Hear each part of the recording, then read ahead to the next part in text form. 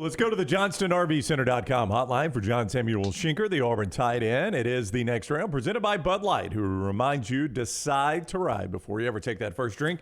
Make sure you have a plan and decide to ride with Anheuser-Busch and Bud Light. Welcome in, John Samuel Shenker. How are you today? Doing good. How are you guys doing? Doing great. Thanks a lot. How do you know? I asked a coach this last week, coming off a loss and a tough loss. How do you know when to quit beating yourself up for it and turn the page to Ole Miss and put the loss in the rear view, get everything out of it you can, and then start focusing on what's in front of you? Well, we have a 24-hour rule. Most teams do. So you think about the game for 24 hours. You look at your mistakes and what could have been better, and then after that, you flush it, you move on, and you focus on the next opponent, which can be difficult, but that's what we try and do, especially after the Georgia loss. Just you dwell in it. You want to feel that pain for a little bit, and then you flush it, move on, and get ready for another week. So 4 straight games you guys haven't scored more than 17 points. I know you know this. Can you put a finger on what's going on with the offense, though? It's always just one or two things every play. It's never the same thing. So, when you only have 9 guys doing the right thing or 10 guys doing the right thing, that one guy that makes a mistake is a critical piece of that play, then the play's not going to be very successful. And that's what we've seen a lot lately is just one or two guys not executing on given plays. And it's always different guys. So just being able to play clean football and being consistent with it. Is part of that not executing the penalties? Because the 8 penalties in the first half, it's hard to get momentum going when it's that choppy offensively, right? Yeah, you can't play behind the chains, especially against a team like Georgia, or really any team in the SEC. When you're behind the chains, you're not going to be very successful regardless of who you're playing. So, yeah, the penalties were huge in the first half. And, that was something that we just kept shooting ourselves in the foot. We'd have drives, and then we'd have a turnover or a false start or something like that. So those things just kill drives. Yeah, I asked you this a couple of weeks ago, and I don't want to ask you this every time you're on with us, but I think a lot of fans are always interested about how you guys are holding up. Mentioned the 24-hour rule, but you're back to work on Sunday. You'll do things all week long preparing for another tough SEC game. How's the mentality of the team? How are you guys holding up? How's the competitive edge? And the same with your coaching staff. Everybody still pushing the same rock up the hill? Yeah, we're still focused on the task at hand. Still a lot of good energy in the locker room. It's, yesterday you come in and everyone's down and everything, but then after that practice, everybody's more upbeat. They're ready to move on from the game and get ready for the next week. But it's been good. We'll start back up tomorrow with practice and everything, and we'll be ready to go. John Samuel Shenker, the Auburn tight end, with us each week on the JohnstonRVCenter.com hotline. It is the next round. It's presented by Bud Light, who reminds you to decide to ride before you ever take that first drink. Make sure you have a plan in place. Anheuser-Busch and Bud Light remind you, decide to ride. The fake punt was there, just didn't quite get blocked right and work. But knowing you're the guy that you're about to get the snap on a fake punt, excited is probably a bad word, but hey, this could be a massive play.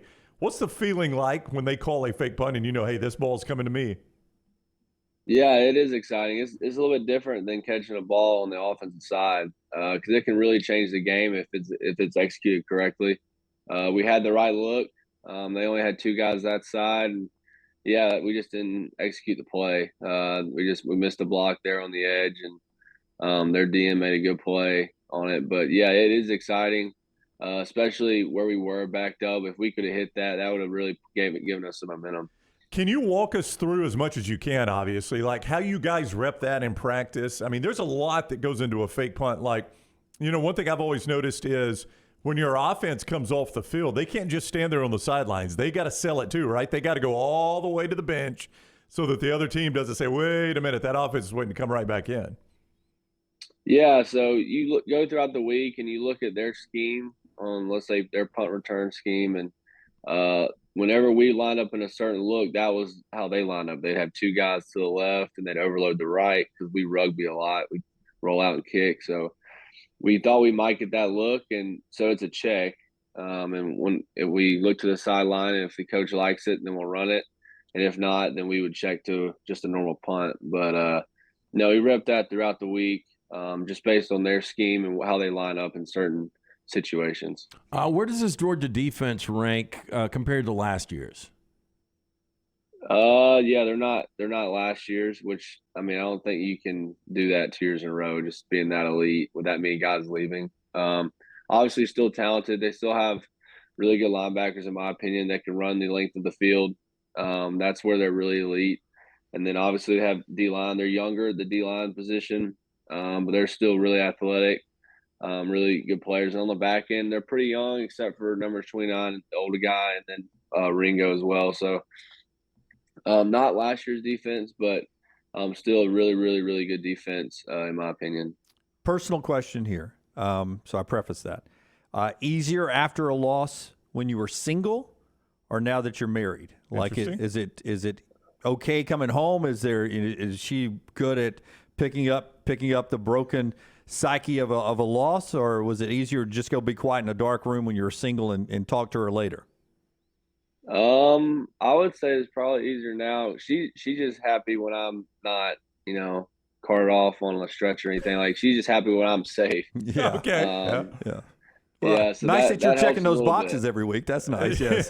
Right. Yeah. As long as I'm, walking on the field, she's happy with that. And obviously we want to win the game, but so that is nice. Just when I see her after the game, she's just happy that I'm walking out and I'm safe and all those things. So I would say being married is better than being single, because when you're single, you can kind of dwell it by yourself, and it makes it a little bit worse. Yeah, I'll tell you, after 20 years of marriage and a very nice life insurance policy, I'm not sure my wife would be cheering for the same thing. Wow. I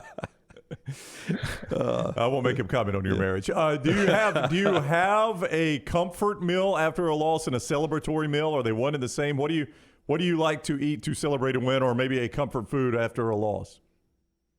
I don't really have anything. I'm normally not very hungry after games for some reason. Really? So I normally take a few hours and relax, and then I'll just kind of eat whatever's available later in the evening. Do you eat before? Yeah. We eat right before. So right before we get on the bus, we have a big meal, and then obviously we eat throughout the game and things like that. But normally after the game, I don't eat for like at least an hour or so. I'm just not very hungry. Yeah, one of the things that has stuck with me since we brought it up on the show is Baltimore Ravens quarterback Lamar Jackson eats shrimp Alfredo before every game. Shrimp Alfredo. And I know you guys want to carb up, but man, that seems like a bad meal to have before a game. Shrimp Alfredo. Yeah, it seems risky. I mean, like, if you have you had a situation where you've had stomach issues before? Once you're dressed. Yeah, you try it on the day of the game. I wouldn't carb load. That's more of a night before kind of thing. But we had like Roger McCreary last year. All he eats is baked beans. He has a whole plate of baked beans that he eats. That's it. That's all he eats. I think he has the Bush baked beans. I think he's got to deal with them now. But yeah, that's literally the only thing that he would eat at the hotel. Oh my gosh, I can't imagine eating a plateful. I love baked beans, but a plateful seems excessive. I don't want to be on the bus with him, man. Yeah, No. yeah, that's rough. All right, John Samuel Shenker, that is a wild way to end. Thank you for the time. Good luck against Ole Miss, and we'll see you next Monday. Absolutely. Thank you, guys. All right, buddy. Take care. John Samuel Shenker with us on the JohnstonRVCenter.com. It is the next round, presented by Bud Light. They remind you, decide to ride. Anheuser-Busch and Bud Light stresses that before you ever even have that first drink, make sure you have a plan in place and decide to ride. Courtesy of Anheuser-Busch and Bud Light.